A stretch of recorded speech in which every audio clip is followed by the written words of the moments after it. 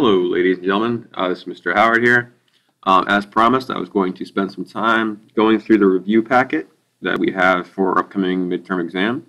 Just going to work through this.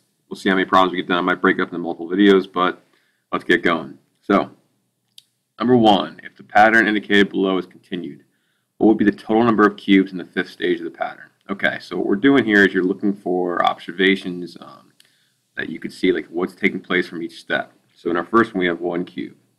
Then we know it's kind of building up. Underneath it, we have a 2 by 2 kind of level here. So 2 times 2 is 4, hence the 4. Next one, we have 3 by 3. You can kind of see where this is heading. The next one is going to have a 4 by 4. Okay. So if we look at 4 times 4, that'll give us 16. So my previous one, I had 14. So I'm going to be adding 16 to that. That'll give me 30. Now it does say in the problem, make sure you're reading directions, that it says the fifth stage. So this is the fourth stage. So if I had the fifth, we're going to do 5 times 5. I'm not going to draw a picture for this one.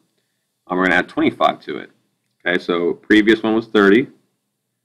30 plus 25, 55 total. Okay, 55 cubes total.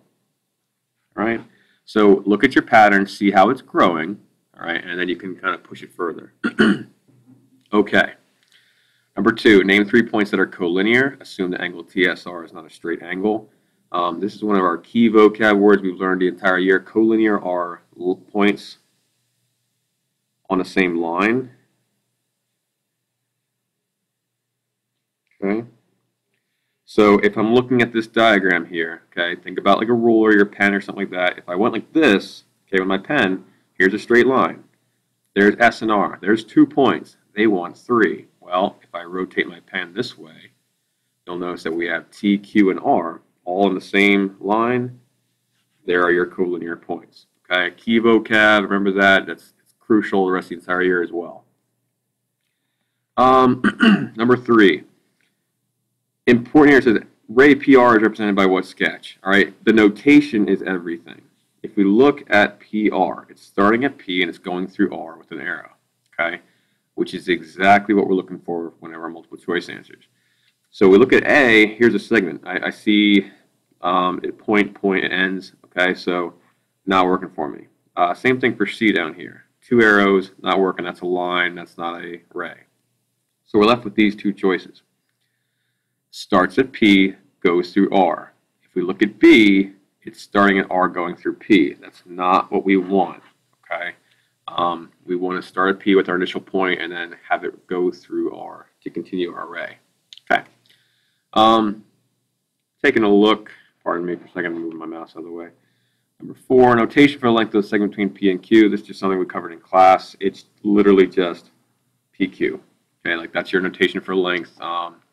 Whatever it is, the distance between 2 points, you just use the 2 letters, capital letters, side by side. Okay, if RS is equal to 34.9 and QS equals 71.4, find QR. All right, whenever I want to find something, I like introducing a variable. I'm going to call it X. RS is 34.9, and my entire length is 71.4. A lot of like looking at this problem, you might think to yourself, hey, I'm going to go ahead and add these numbers together. But if you just draw the picture out, visually see it, it's going to help you see that, all right, this is your full length, here's your small one. This one has to be a smaller number, right? It shouldn't be larger than the entire length. So instead of adding these, we're going to go ahead and subtract. Let's see here, borrow. There's 5, 6, 3. 36.5 we're looking at. Okay, there's our total length. Okay, it's just an example of our segment addition postulate. All right, let's take a look at our next page. Number 6. Let C be between D and E. Use a segment addition postulate to solve for X. What might help is draw a picture out. Okay, C is between them, so it's in the middle. Here's D, here's E. And then now I have a visual representation of what's taking place. DC is right here. CE is over here, and my entire length is DE. So segment addition postulate, take your 2 small segments, add them together, It needs to be larger, I'm sorry, equal to your entire thing. 7x and 6x, we're going to combine like terms here, 13x. 18 and 21, combine like terms, that gives me 39. Okay, simple equation, subtract 39 over. 13x equals, I believe that's 13. Divide both sides by 13. X equals 1. All right. On the off chance that you might see this on open-ended, they may ask you to solve, find the missing segments. You can take that 1, substitute it back in. This will also help us check it. 7 times 1 is 7, plus 18, 25. 6 times 1 is 6, plus 21 is 29. Add them together, you will get 52. Okay, number 7. Okay, let's finish this page and then we'll kind of end our video for today. Find distance between points 3, -4 and -3, -4. We're going to use the distance formula. This will be provided for you on your midterm. You do not have to memorize this. I'm going to need a little bit of room to work with it, so I'm going to kind of jump down here. Forgive me a little bit.